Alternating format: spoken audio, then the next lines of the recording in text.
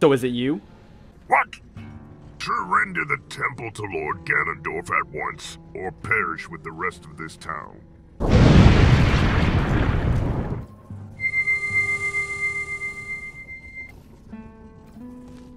Oh, holy sh! It's you! Oh, you guys are so screwed now. Wait, did you mean you when you said an old friend would be waiting for me? No, not me. He should be here any moment. Oh, I see. Well, actually, I'm gonna need a minute. Can we pause for like a few minutes? Cool? Cool. I'll be right back. Yeah. I'm as close to letting you end him.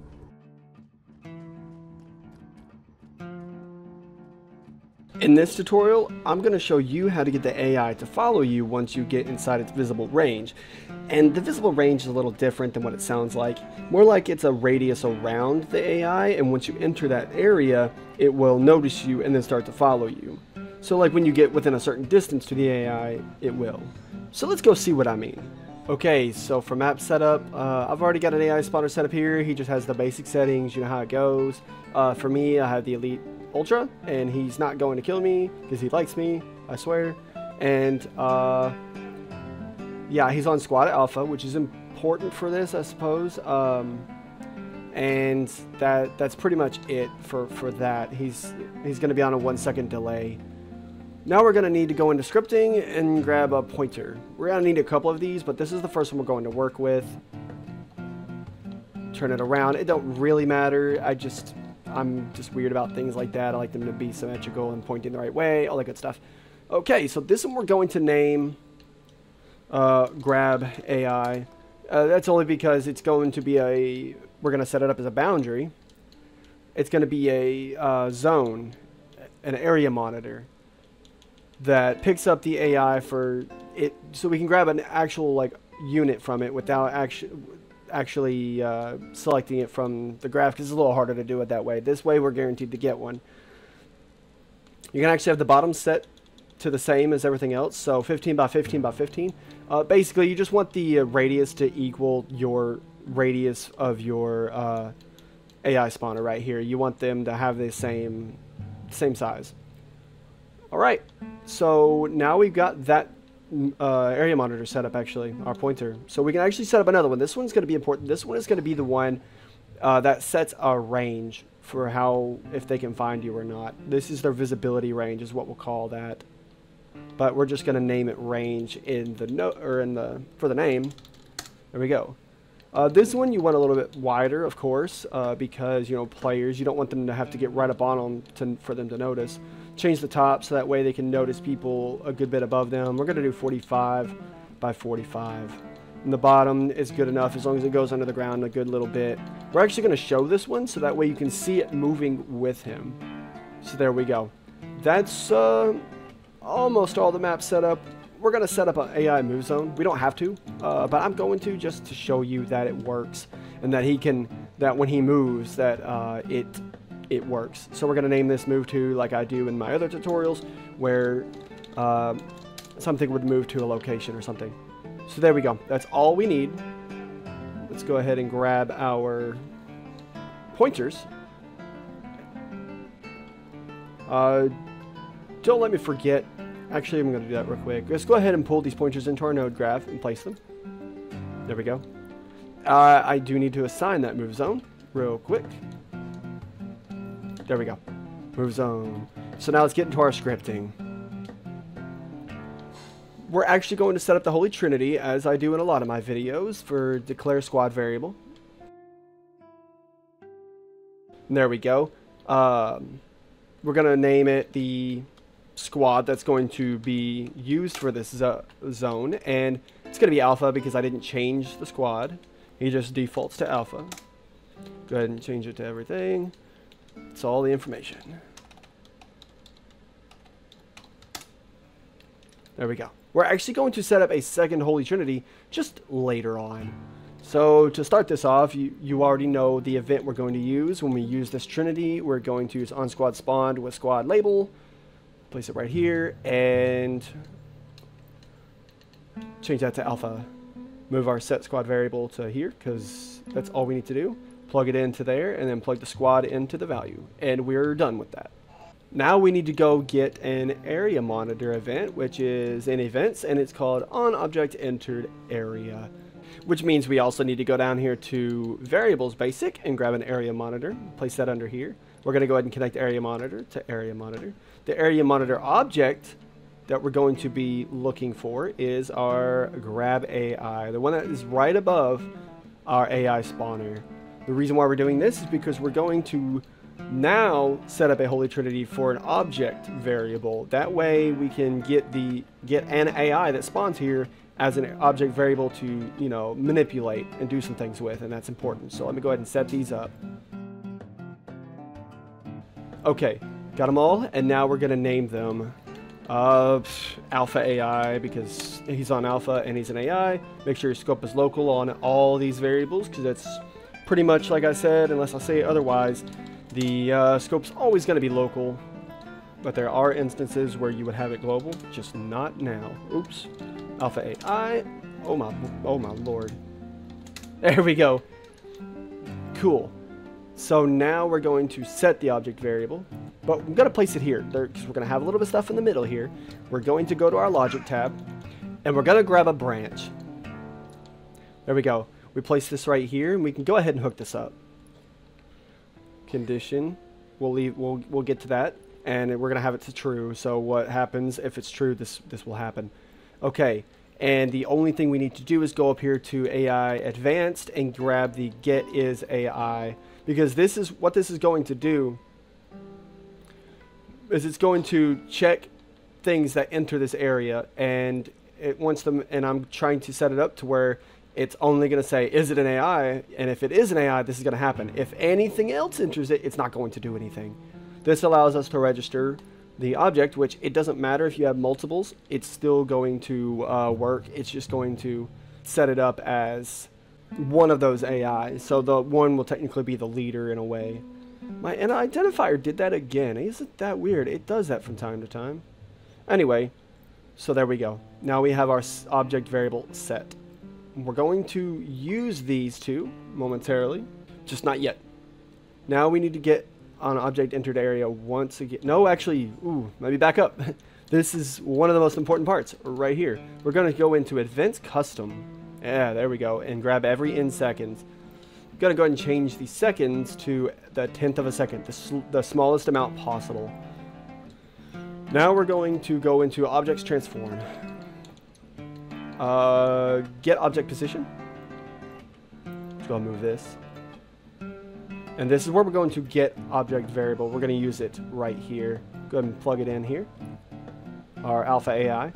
And the reason we're doing that is because we're going to set the object position of our range pointer every half of a second, or not half of a second, every 1/10 of a second actually, to the position of the elite. So what it does is it appears as if it's moving with the elite as it walks and everything like that. Make sure it's set to false on the relativity, and there you go. That's all you have to do. We can actually test it out if we want right now, and all you'll see is the range around him heading toward that move zone. So let's I frequently save, so it's good. Let's go ahead and give it a try, see what we got. There it is, and notice that's his range. We have it set to visible so you can see it, and it goes with him. But if we enter this, it's not going to do anything because we don't have that set up yet. So let's go ahead and get that set up. Now we're just going to move this up here since it's kind of a always happening thing, and we're going to work with this now. So let's go ahead and grab on object entered area, because this is going to see if the player is the one who entered, or an object entered the range, because that's what we're plugging into. We're plugging the range into our area monitor, because now we're going to be, when this happens, it's going to be checking for the what happens inside the range, what enters the range of these AI now. So we need to check and see if it's a player. So we're going to go down here to get as player, because we don't want them following a random cube or a random bucket or something that might roll into, or a tire from a broken warthog. We don't want them following that. So we want to make sure it is a player that they're following. So we're going to go up here to logic, grab a branch, and plug that in to get is player as the condition. So that way it's like, is it a player? Yes. Then thing happens. And thing happening is up here in AI modifiers. And set squad to follow object. Yes, if it's a player, then set it. If it's not a player, then it won't do anything. The squad, we're finally using our get squad variable. Here we go, plug it in right there. Our target object is our object that entered the area, so we don't have to do anything weird with players or nothing like that because it's counting the player right here. And our follow radius, we're going to set it to something a little smaller than normal, so let's just set it to 5. That way it gets in close. And there we go. That will get him to follow us. But what if we want him to stop following once we get outside of his range? Well, that's the neat part about the opposite event to on object entered. On object exit is what we're looking for now.